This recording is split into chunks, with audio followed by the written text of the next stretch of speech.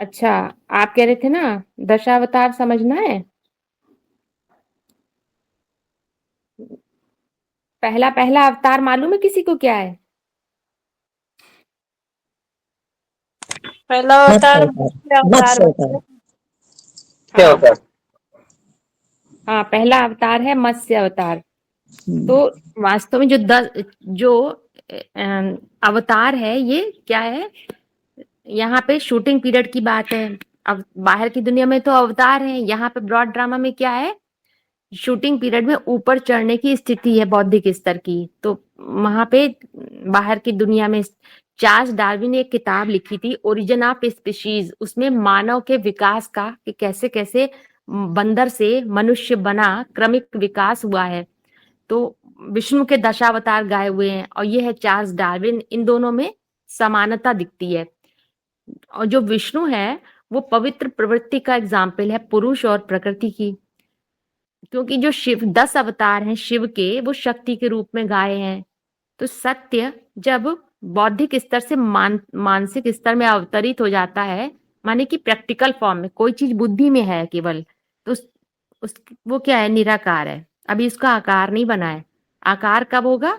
बनेगा मानसिक स्तर पर आएगी। जब वो समझ में आ गई अच्छी तरह तो उसका आकार बन जाता है, एक आकार ले लेता है वो।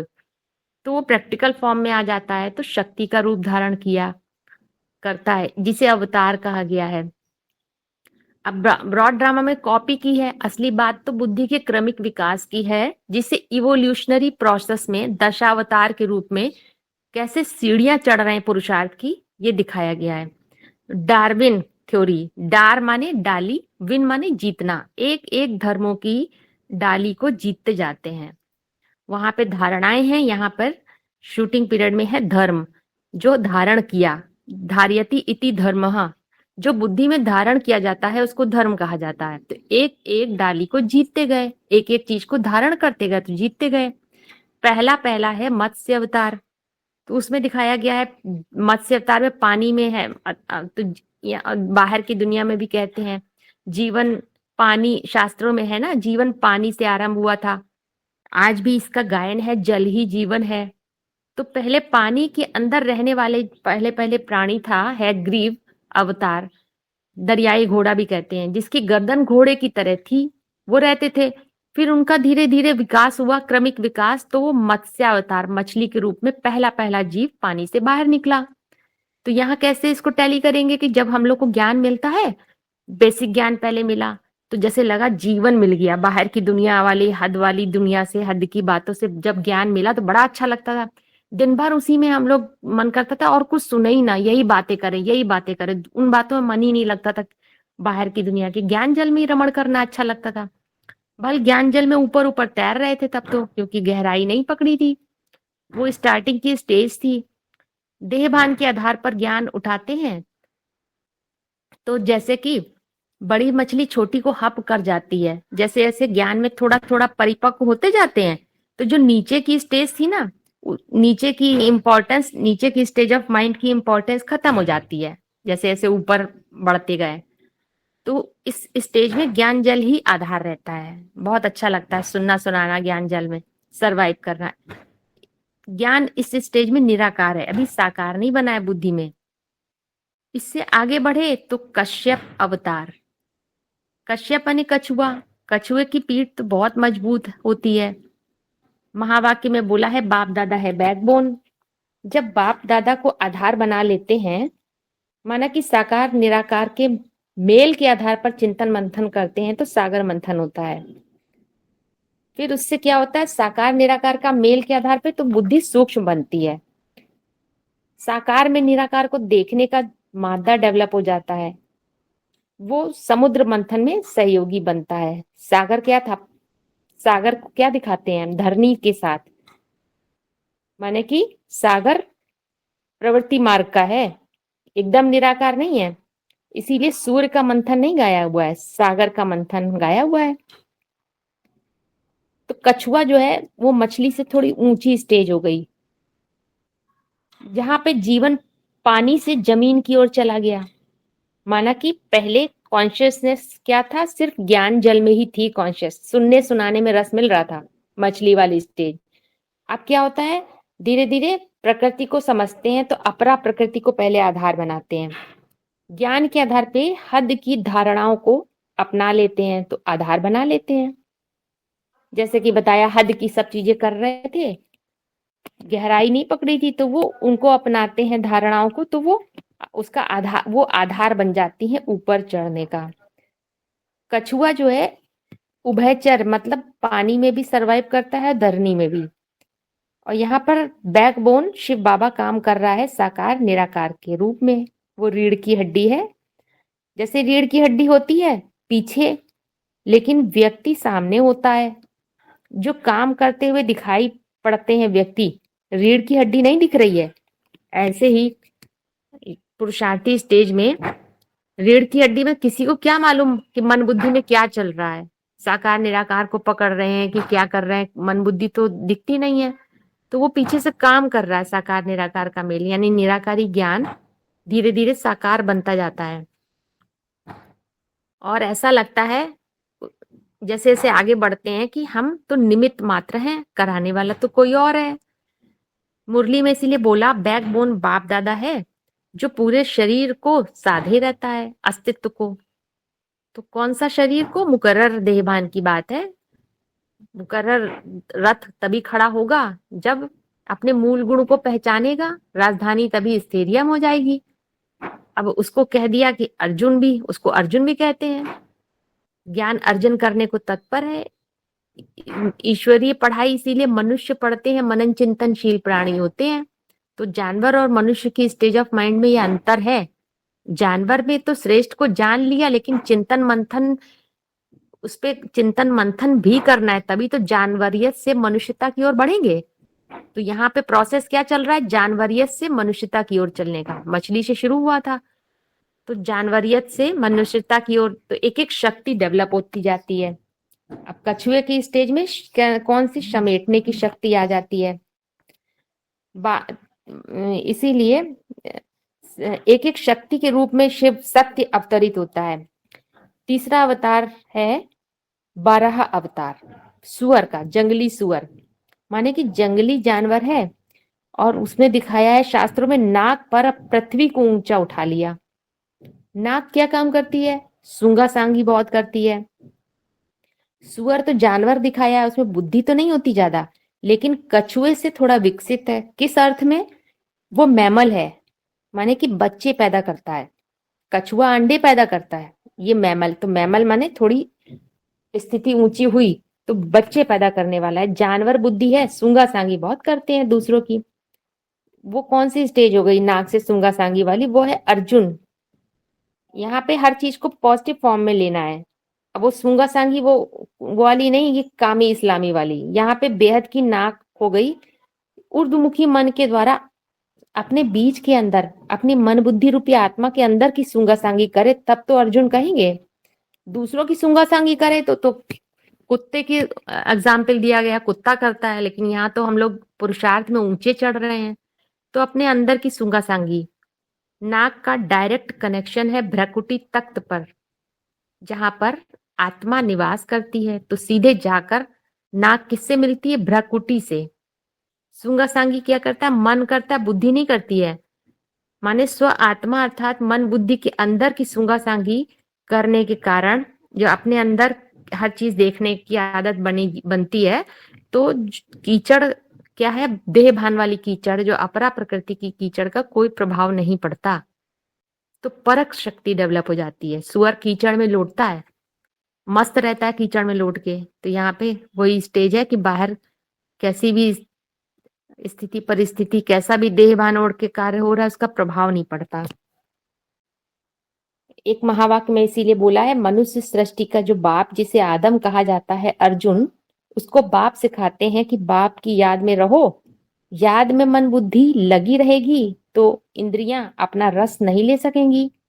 इस गहराई को नहीं समझा तो कछुए का अवतार दिखा दिया, माछले का अवतार दिखा दिया कि कितना बड़ा रूप धारण किया। फिर दिखाया 12 अवतार। तो सुअर क्या करता है? कीचड़ में लौटता है। अब मन बुद्धि उपराम रहे तो इंद्रियों को अनुभव होगा कि हम कहाँ पड़े हैं। कोई बात इसमें बोल दी कि स्थिति की बात है, स्थिति ऊंची रहेगी तो कैसे भी कीचड़ में पड़े रहेंगे, तो यह अनुभव नहीं होगा। ये महावाक्य है बीसीडी का। फिर इसके बाद चौथा अवतार नरसिंह अवतार, आधा मनुष्य और आधा जानवर दिखाया गया है। किसी को बीच में पूछना हो तो पूछ सकते हैं। हम ये कह रहे थे कि 12 हाँ। अवतार जो दिखाया है ना, पृथ्वी को नाक पे जैसे दिखाते हैं, विष्णु का अवतार था 12 अवतार। तो उस समय वो कीचड़ नहीं था, उस समय वो जल था, चारों तरफ जल ही जल था, और बीच में हम्म। वो शूकर हम्म। अवतार थे, उन्होंने पृथ्वी को नाक पे धारण कर लिया था। तो अगर हम इसको हाँ। पॉजिटिव वे में समझते हैं, तो उस समय हाँ। ज्ञान जल चारों तरफ था, हाँ। मतलब ज्ञान जल बुद्धि में था। का हाँ। जैसे कि धारण करते हैं, उस अब जैसे हाँ। नाक से जोड़ा गया है, तो नाक से सूंघा सांगी, तो सूंघा सांगी तो निगेटिव से सोचना ही नहीं, पॉजिटिव सोचना है। तो अपने हाँ, अंदर की तो सूंघा वही। सांगी शुरू कर देते हैं। तो वो हाँ, वही जल तो था, है। वो जल में रमण बुद्धि कर रही थी ना, करती है, तो सबसे पहले हम अपने हाँ, अंदर की सूंघा सांगी अपने इससे अंदर जोड़े। की तो सही बात, ज्ञान जल का ही तो हम्म, आधार लेके चढ़ रहे हैं धीरे धीरे। हाँ, अब वो तो हम्म, महावाक्य हमने बताया, उसमें कीचड़ लिखा हुआ है, सुअर हाँ, कीचड़ में लोटता है बाहर। तो वो तो एग्जाम्पल दे रहे हैं, वो कीचड़ इस हद की कीचड़ थोड़ी है। हाँ, वो तो वही। वो तो कैसा भी देहवान रहे, तो वो अपरा प्रकृति रूपी कीचड़ है, मतलब वो प्रभाव नहीं डाल रही, प्रकृति का प्रभाव नहीं पड़ रहा है। तो वो बात है समझने हाँ, की। अप्रभावित स्टेज है तब ना। हाँ, अप्रभा, हाँ, और क्या। और फिर तो है ये जो नरसिंह। हाँ, क्या बता रहे हैं? हाँ, ये क्या कह भक्त प्रहलाद की जो बात शास्त्रों में आई है, प्रहलाद और हिरण्यकश्यप, उसको कैसे समझेंगे? नरसिंह वाला ना? अभी तो आप कौन 10 सा? अवतार कंप्लीट कर दीजिए, फिर हाँ, किशोर भाई को समय मिले तो बता दीजिएगा। ठीक है, कोई तो चौथा अवतार है नरसिंह अवतार। तो उसको दिखाया है आधा मनुष्य और आधा जानवर है। जंगली जानवर से बुद्धिमान प्राणी की ओर अब एक कदम और आगे बढ़े। पीछे कौन सा अवतार था? सुअर, उसके बाद में शूकर अवतार से नरसिंह अवतार, मतलब एक कदम आगे। ये आधा मनुष्य हो गया और आधा जानवर है। मुंह तो शेर जैसा था, बाकी का हिस्सा मनुष्य जैसा था। उस स्टेज में ज्ञान की दहाड़ तो लगाते थे। मुंह तो शेर जैसा था तो ज्ञान की दहाड़ लगा रहे थे, लेकिन कर्म कैसे थे? पशुवत। बाकी का हिस्सा था मनुष्य जैसा बताया, लेकिन पशुवत कर्म कर रहे थे। कथनी और करनी में अंतर था, आधा जानवर आधा मनुष्य। तो रुद्रमाला की स्टेज की यादगार दिखाई गई है, क्योंकि रुद्रमाला में क्या है, भी ज्ञान वाणी तक सीमित है, विजय नहीं मिली है, प्रैक्टिकल में नहीं आया है, बोल बोल तक सीमित है। तो वहां हिरण्यकश्यप राक्षस का वध किया। अब हिरण्यकश्यप क्या है? हिरण्य कहा गया है सोना, और काश्य माने याद का तेज, पा माने पीने वाला। तो वो याद के तेज को, सोने जैसे सच्चे सच्चे याद के तेज को पीने वाला, तो वो पी लिया। मतलब जो सोना है, नहीं, जो जैसे मनन चिंतन मंथन करके जो सार निकल रहा था, तो वो सत्य क्या हो रहा था, उसको पीते जा रहा। वो हिरण्य जो नरसिंह अवतार था, उसने क्या, हिरण्य कश्यप था, उसने क्या किया, उस याद को पी लिया। तो वो किसका रूप था? महाकाली का। माने कि जब रुद्रमाला वाली स्टेज में प्रकृति खराब होती जाती है, कैसे? क्योंकि प्रकृति को फोकस नहीं कर रहे हैं, वो पुरुष अर्थ कर रहे हैं, पुरुषार्थी हैं। तो उनकी जैसे मोर को दिखाते हैं, मोर की चाल बड़ी खराब है, ज्ञान डांस बहुत अच्छा करता है। तो यहाँ यही बात टैली करने की है, रुद्रमाला के जो पुरुषार्थी हैं ज्ञान का डांस बहुत बढ़िया करते हैं, लेकिन प्रैक्टिकल में धारणाएं नहीं, जैसे बाबा कहते थे, चाल बहुत खराब है। तो इसीलिए जो सत्य के लिए पुरुषार्थ हो रहा था, तो उसके आधार पे तो बहुत आह्लादित होना चाहिए था, अंदर से खुशी बढ़नी चाहिए थी, लेकिन वो प्रकट रूप से आह्लादित नहीं होने पा रहे थे, क्योंकि अभी वो अपरा प्रकृति साथ साथ काम कर रही है ना। तो वो आह्लादित नहीं होने, चाल खराब थी पुरुषार्थी जीवन की। चढ़ने वाली स्टेज में दोनों चीजें काम कर रही हैं। अब वो आह्लादित कब होंगे? जब मेल फीमेल दोनों वर्जन संपन्न स्टेज को पहुंचते हैं। उसके लिए क्या चाहिए? नरसिंह अवतार चाहिए। तो नरसिंह अवतार क्या करेगा जो आह्लादित हो जाएंगे? इसमें बोला है महावाक्य, उस पत्थर बुद्धि मनुष्य रूपी थंब से निकलकर संसार रूपी जंगल में वो शेर प्रत्यक्ष हो गया, नरसिंह अवतार, जिसका कोई मुकाबला नहीं कर सकता संसार रूपी जंगल में। और शास्त्रों में दिखाया है भगवान ने, नरसिंह अवतार ने हिरण्यकश्यप को नाखूनों से मारा। नाखून बेहद में नाखून क्या है? ना माने नहीं, खून माने संकल्पों का खून, जो जहां पे नहीं बहता, बेहद का नाखून है। तो संकल्पों का खून कहाँ नहीं बहता है? जब हम विस्तार में होते हैं, विस्तार कर रहे हैं, तो वहां तो बहुत संकल्पों का खून बहता है। और जब सार में टिके हैं तो वहां क्या है? खून नहीं है, नाखून हाँ, है। तो ये बेहद का नाखून हो गया जिससे मारा था हिरण्यकश्यप को। तो जब हम सार में टिकने वाली स्थिति पकड़ते हैं तो क्या हो गया? जैसे कि नरसिंह अवतार हो गया, उसने क्या किया? हिरण्यकश्यप को, जो हमारे अंदर की प्रकट रूप से खुश नहीं होने दे रहा था, आह्लादित नहीं होने दे रहा था, उसको, उस हिरण्यकश्यप राक्षस को मार दिया। मतलब खुशी मिलने लगती है फिर। अब अपरा प्रकृति के आधार पर जो बहने वाले संकल्प के खून को कौन रोक सकता है? वही नाखून, माने कि संकल्प रूपी खून ना बहने वाली स्टेज। इतना विस्तार हो रहा था, तो विस्तार में से अगर सार निकाल लिया तो वो विस्तार अपने आप ही खत्म हो जाएगा। तो वो नरसिंह भगवान वाली स्टेज हो गई। तो इसमें क्या हो गया? समाने की शक्ति, विस्तार में से सार निकालने की पावर आ गई। ये एक एक स्टेप बढ़ रहे हैं ऊपर, शक्ति डेवलप होती जा रही है। पांचवा है वामन अवतार। उससे ऊंची स्टेज हो गई ब्राह्मणत्व की। बामन माने 52 अंगुल का ब्राह्मण था, माने कि बौना इंसान था, संकल्पों की दुनिया में आ गए, शुद्ध संकल्पों की दुनिया में। ब्राह्मण माने पवित्र संकल्पों की दुनिया में।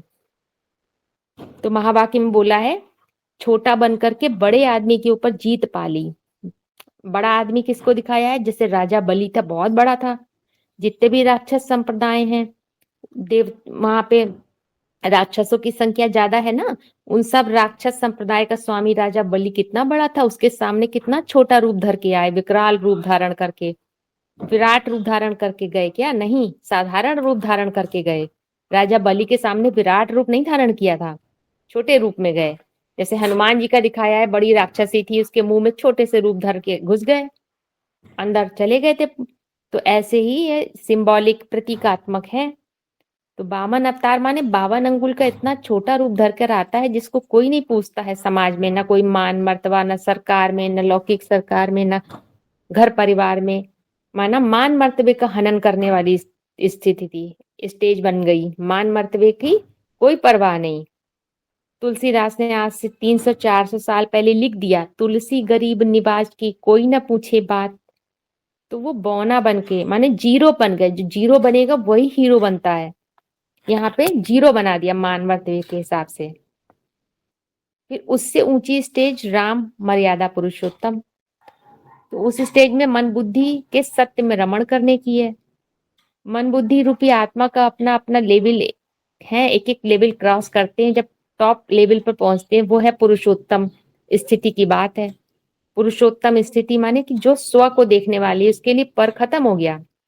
अब उसकी किसी से और तुलना नहीं कर सकते हैं, क्योंकि हर बीज रूप आत्मा 100% अपने में है। वो स्थिति जहां पूरी संतुष्टता प्राप्त होती है, उसको पुरुषोत्तम राम कहते हैं। मन बुद्धि रमण करने लगती है। 76 में पुरुषोत्तम बनने वाली आत्मा प्रत्यक्ष होने लगती है। माने कि जब छी की अति होती है तो स्वयं के लक्ष्मी नारायण स्वरूप की प्रत्यक्षता भी होती है। अपने ही मेल फीमेल वर्जन की पहचान हो जाती है, अपने लक्ष्य स्पष्ट होने लगता है। आंखों के सामने ये क्लैरिटी हो जाती है कि मुझ आत्मा का संपन्न स्टेज ही नारायण, जहां उसका उसे लक्ष्य रूपी मूल प्रकृति की पहचान हो जाती है। तो पुरुषोत्तम तब कहेंगे जब बीज रूप आत्मा को अपने मुकर्रर देहभान की पहचान हो जाती है, जिसके आधार पर उसका पुरुषार्थ शुरू होता है। फिर कृष्ण द्वापर युग में अधर्मियों का नाश के लिए अवतार लिया था, 7वां अवतार कृष्ण का। अपना जब वहां से पुरुषार्थ 76 से शुरू हुआ, तो कृष्ण का पैदा हुआ बेहद के 17-18 में बताया गया है। फिर अपने पर्टिकुलर सत्य की पहचान होती है, तो सत्य और असत्य का भेद स्पष्ट हो जाता है। दो पुर हो जाते हैं, सत्य अलग हो गया, असत्य अलग, दो पुर, आत्मभान अलग और देहभान अलग नजर आता है। अपने अनेक अनेक देहभान को पहचान सकते हैं, विधर्मियों की पहचान हो जाती है। तो सत्य का आकर्षण कृष्ण के रूप में अवतरित होकर गाइड करने लगता है उस अर्जुन रूपी पुरुषार्थी को। सच्ची गीता फिर आ जाती, सच्ची गीता के आधार पर गीता ज्ञान मिलने लगता है। वहां पे कौन सी प्रकृति आ जाती है? अभी तक तो अपरा थी, अब सत्य पता चल गया, अपना सत्व पता चल गया, तो परा प्रकृति आ जाती। फिर वो तब गीता ज्ञान, सच्ची गीता ज्ञान मिलने लगता है, राजयोग का गुह्य ज्ञान। सत्य ज्ञान की कसौटी के आधार पे ही परख शक्ति डेवलप हो जाती है। फिर है परशुराम अवतार, क्षत्रिय के रूप में 8वां अवतार। गीता ज्ञान मिलने लगा, जो अभी तक इससे पहले ले रहे थे वो गीता ज्ञान नहीं था। जब तक सत्य नहीं पता चला था वो असली गीता ज्ञान नहीं था, तब तक तो झूठी गीता थी, अपरा प्रकृति थी। वो पुरुषार्थ कर रहे थे, पढ़ाई पढ़ रहे थे। सच्ची गीता जब आ जाती तब गीता ज्ञान मिलता है। मुझ बीज रूप, जैसे करेले का बीज है, नीम का बीज है, उसको अपना सत्य पता चल गया, तो अब उसके लिए सारी चीजें अब उसको डिफाइन करनी है। मेरे लिए कामना का रूप क्या है, मेरे लिए क्रोध का रूप क्या है, उसके अंदर से वो अंदरूनी चीज है, आंतरिक प्रकृति को के बारे में उसको पहचान होने लगती है। अब उसको आम की मिठास से मतलब नहीं है, तो वो तब अंदर से गीत निकलता है जब उसको अपनी आंतरिक प्रकृति की, उसके अंदर सामंजस्य स्थापन होता है, तब अंदरूनी गीत निकलता है, वो सच्ची गीता आती है। अब ये थोड़ी कि वो नकल करेगा कि वो वो आम तो बड़ा मीठा है, हमें तो उसके जैसा वो करना, नहीं, वो जैसा है हर बीज अपने में 100%। तो उस आधार पे परख शक्ति डेवलप होती, सच्चा गीता ज्ञान मिलता है। फिर उसके बाद परशुराम अवतार क्षत्रिय के रूप में। तो जब सत्य को जन्म दे दिया, सत्य आ गया, तो गीता ज्ञान के बाद, मानसिक युद्ध के बाद, उस सत्य की, जो सत्य को जन्म दिया, उसकी रक्षा के लिए छात्र तेज डेवलप हो जाता है। क्षत्रिय बन के क्षत्रियपन डेवलप हो जाता है। उसके आधार पे क्षत्रिय क्या करते हैं? सामना करते हैं, शक्ति जागृत हो जाती है। तो वहां से महाभारत युद्ध शुरू हो जाता है।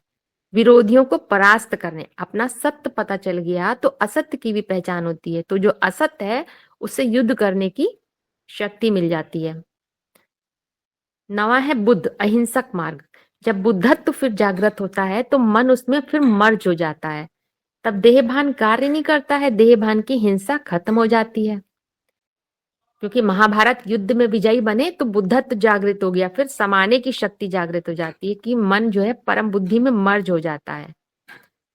10वां अवतार है कल्कि अवतार। एक एक स्टेज क्रॉस करते हुए लास्ट में कहाँ पहुंच गए? कल्कि, कलयुग का अवतार। उस समय पूरा नास्तिक, बेहद के नास्तिक बन जाते हैं। तो बेहद का नास्तिक माने किसी भी देहधारी पर, देह की परिभाषा पर आस्था नहीं रहती है, पूर्ण आत्मविश्वास जागृत हो गया। तो क्या बन गया? जो प्रजापति था वो राष्ट्रपति बन गया, प्रजापिता था जो, वो प्रजापति बन गया, राष्ट्रपति।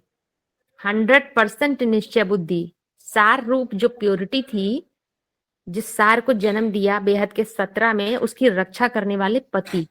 इसीलिए बोला अंत में नास्तिक को भी राष्ट्रपति बना देंगे, महावाक्य है। तो प्रजापिता ही अंत में प्रजापति बन जाता है।